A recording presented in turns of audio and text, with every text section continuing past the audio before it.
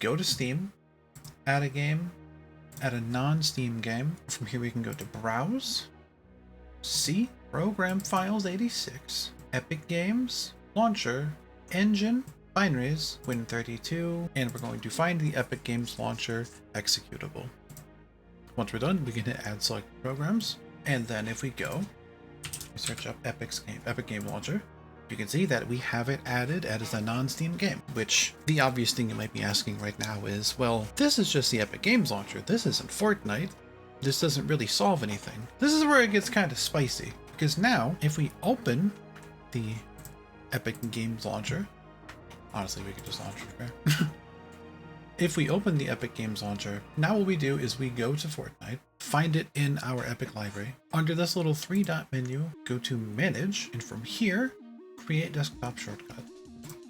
And now, on our desktop, we have a shortcut of Fortnite. If we go to our desktop, we go to this Fortnite icon. This is our shortcut.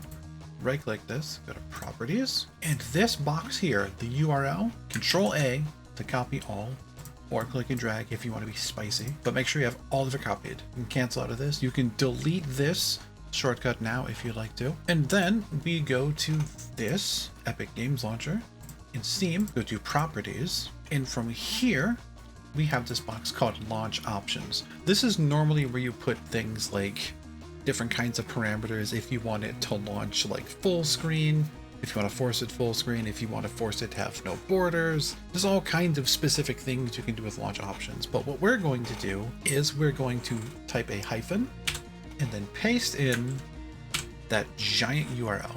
And now, if we hit play, you'll see that it'll just open Fortnite. There it is. And here we are. You can see this is Fortnite. It's real. It's working. All the tiles, all the things are here. I can open up my locker. This is the real game. It just launched. Now, if we want to take this one step further, one extra little bonus touch. One thing that we can do is here under Properties, this box right here is the name.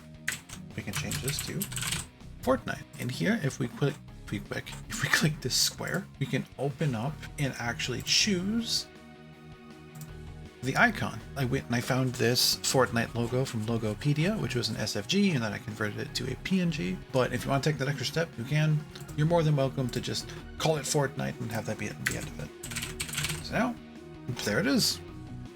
Anytime you want to launch the game, you click on it right here from your Steam library, and with the added benefit of anytime you launch Fortnite, you'll be able to record clips and gameplay and stuff. But one important tidbit is make sure that when you do try to start making recordings and clips and stuff, that you go down to the game recording settings and you either do record audio from all system audio, which works, or I specifically made it so that it will capture audio from Fortnite, because otherwise there will be no sound, and it's kind of strange. So, hope you liked it. Just a fun little silly tutorial, and I'll see you when I see you.